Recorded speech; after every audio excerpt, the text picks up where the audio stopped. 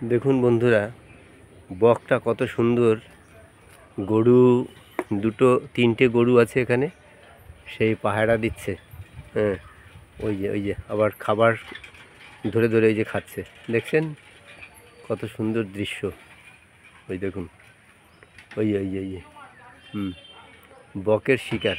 ও পোকামাকড় ধরে ধরে খাচ্ছে, খুব সুন্দর।